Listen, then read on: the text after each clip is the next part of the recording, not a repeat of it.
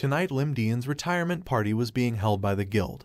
Because Lim was only a B-rank hunter, the party wasn't big. It was basically him drinking with a few friends and receiving some gifts. However, he was still happy because he had all the money he saved up after working for 20 years and a few buildings under his name. After the party, he made his way back home to one of the buildings and passed out on his bed. While sleeping, he dreamt about his retirement. It was looking glorious and all he had to do now was live the rest of his life in peace. Well, that's what he thought, but when he opened his eyes in the morning, he was in a strange apartment. Lim became depressed after realizing the apartment was his study dorm he used to live in 20 years ago. He took out his phone to confirm the date. His suspicions were correct. It was the year 2018. He threw the phone into the wall, angered about the fact he regressed right after his retirement. He held his head in dismay, questioning what he did wrong to deserve this. In his agony, he noticed a watch that Jungcheol, his buddy hunter, gave him, but questioned why he still had it even though he regressed. He recalled Jungcheol explaining the rumors surrounding the watch. Jungcheol says the watch was a rare item, a relic of the Byron continent's legendary mage Tihital. However, at the time Lim didn't believe him. He started playing around with the watch, questioning if he regressed because of it. Before he fell asleep, he messed around with the watch, but nothing interesting happened at the time. Suddenly, his neighbor knocked on his door. The neighbor asked why he was being so loud and demanded he come outside. Lim had forgotten he lived next to the apartment owner's son, who looks like he was part of a gang. Every night the owner's son would host parties with loud music, and before Lim awakened he always stole money from him. The owner's son angrily asked why Lim was pretending not to be home. He asked if he should break the door down instead. Thinking about what the owner's son did to him in the past was really starting to get under Lim's skin. He opened the door and the owner's son asked him why he took so long. Lim said nothing and smiled at the owner's son. The bastard was wearing pretty high-quality clothing. His jacket was made from a monster's leather. The owner's son says he is getting psychological damage because of all the noise Lim was making. He was thinking of calling the cops, but he didn't want to stain the records of someone so young. So if Lim gives him money or something of value, he would forget about the psychological damage he caused him. He had been eyeing Lim's watch. He reached for it, saying the watch would do, but smacked his hand away and punched him. While the owner's son was still confused, he grabbed his face and headbutted him. The son fell to the ground and Lim asked why a grown-ass adult like him was stealing from someone younger than him. He took the owner's son's jacket, saying it wouldn't make up for everything he stole for him, but it would be a nice start. As he walked away, the owner's son begged him to give the jacket back.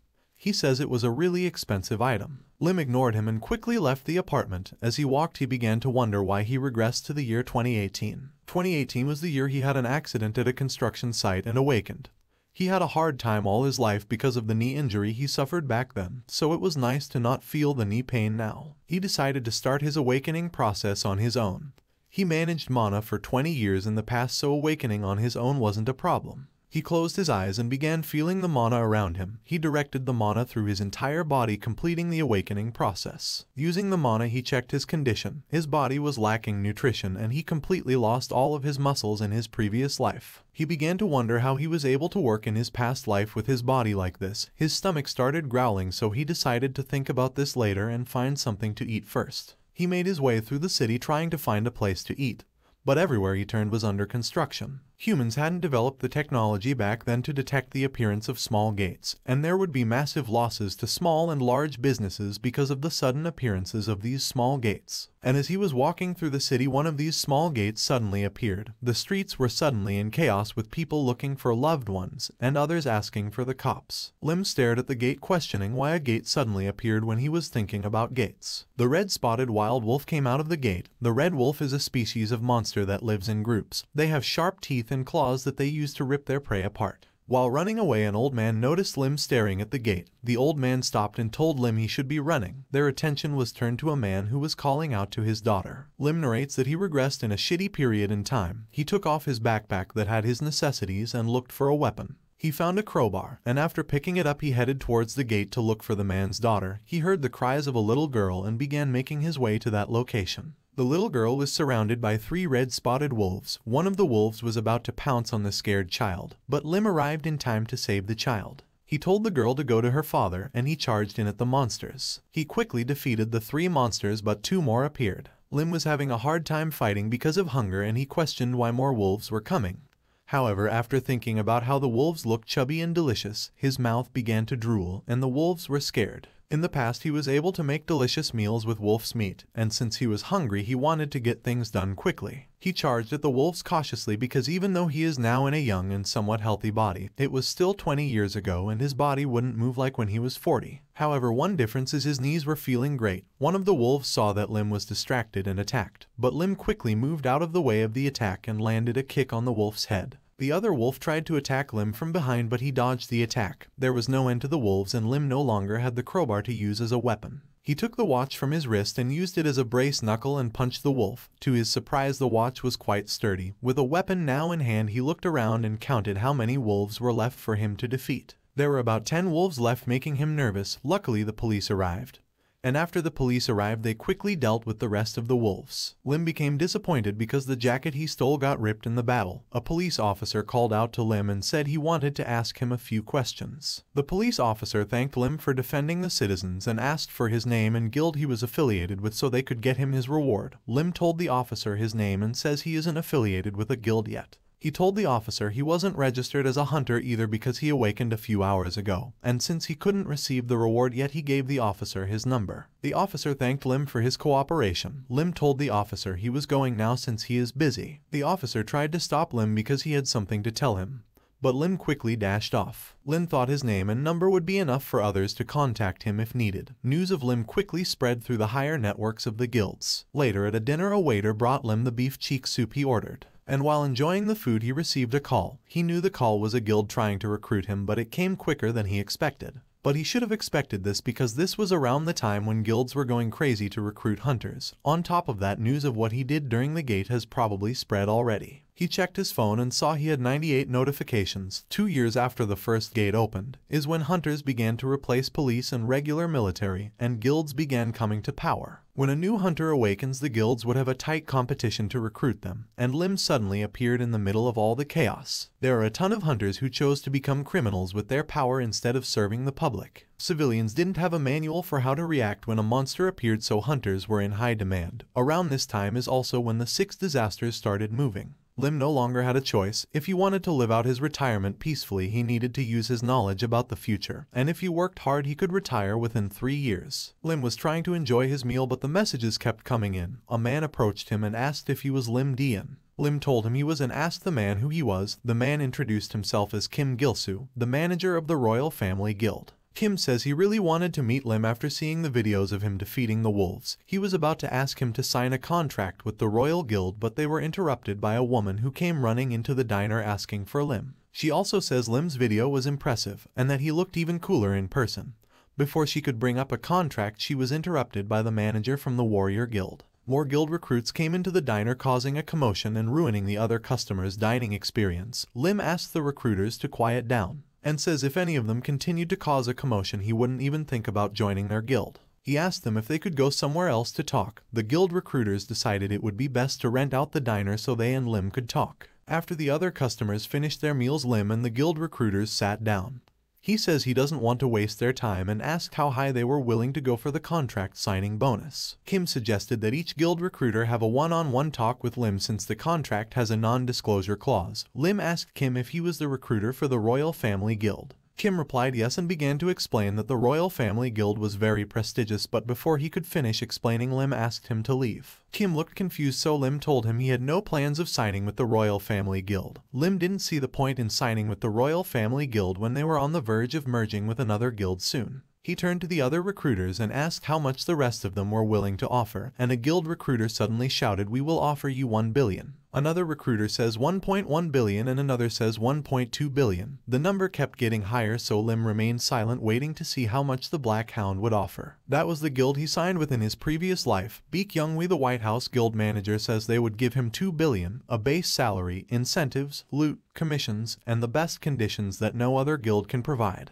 The White House Guild is a guild that formed recently, but with his knowledge of the future, Lim knows in 1 year the White House Guild will become one of the top 3 guilds in Korea. He thought that's the reason why they are able to expend so much resources. Lim asked all the other recruiters except Baek to leave, but they could leave a business card in case he changed his mind. After the other recruiters left, Baek says she watched Lim's fight with the wolves many times before she got to the diner. She thought he fought with great skills for someone who recently awakened. Lim knows this was an elegant way of her saying she did a background check on him. Beak says she is certain Lim is either a genius or he gained an ability that gives him the upper hand in a fight. She laid the contract on the table and told Lim the White House Guild would like to nurture him. Getting recruited by the White House Guild was something Lim couldn't even think about in his previous life. But he needed more so he could retire early, so he asked Beak if he could add a few more clauses to the contract. Beak said he could and watched as Lim updated the contract. After he finished, Beak laughed and said Lim was a comedian. Lim told her he wasn't joking. Beak went over the clauses that Lim added to the contract and read them out loud. Lim only wanted to work for 4 days a week, and he wanted the right to refuse a mission that takes a long time to complete. Beak suddenly got serious and said the clauses must be a joke. Lim didn't back down and says those were his conditions. Beak asked him why he was so confident in himself. Lim ignored her question and said in return he would make sure the White House Guild doesn't regret signing a contract with him.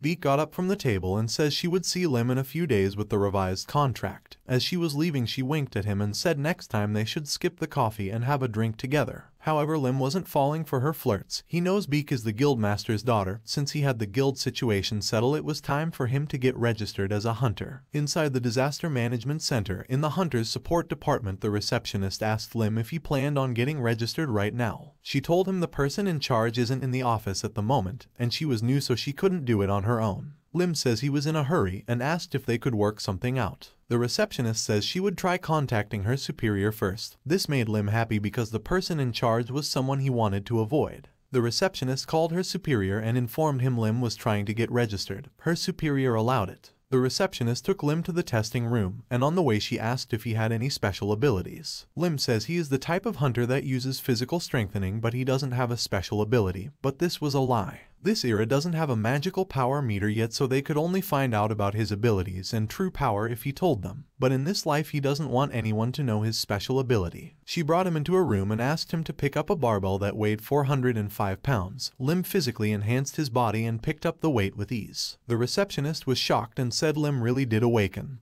Lim turned and asked her if she thought he was lying. She apologizes and says some people come in claiming to have awakened, but it ended up being a waste of time. They moved on to the next test and a while later they finished. She handed him the temporary hunter's certificate and says they would contact Lim when the official certificate was ready. Lim grabbed the certificate and started heading for the door. As he walked through the door, he ran into the person in charge. He put his head down and passed by him quietly. The hunter's support team's Ju Sangwook was someone Lim didn't see the good in interacting with, so he made plans to never come back again. However, even though he didn't want to be involved with Ju was interested in him. After leaving the Disaster Management Center, Lim went to the Contamination Control Area. The Contamination Control Area has been completely sealed off, ruined, and abandoned because of monsters, but things changed when the Dimensional Gate opened up. A year from now, a gate would open to connect Earth to Gaia, a fantasy world where swords and magic exist. In Korea, only one gate is expected to open, and it was in the Contamination Control Area. Lim planned on buying the Contamination Control Area once he gets his signing bonus from the White House Guild, because it will make him a fortune once the Dimensional Gate opens. He started to unpack his things so he could prepare to hunt monsters. However, he suddenly heard someone speaking in the Gaia continent's language. He used his ability Stealth and began making his way to where it was coming from. The Stealth skill hides his presence by assimilating him into his surroundings. In his previous life, this ability was why he had to go on risky missions like scouting, spying, and assassinations. However, he swore to never go through that again. He heard the voice asking for someone not to get close, so Lim wondered if the person was being chased. But before he could come to conclusions, he needed to check out what was happening with his own eyes. The person speaking in Gaia language was surrounded by 3 men. The little girl says she warned the men and they brought this upon themselves. The little girl started casting a fireball spell, surprising the men. However, instead of being scared, the men thought it was awesome because they could sell the girl for a higher price. After arriving, Lim stood a distance away so he wouldn't be noticed.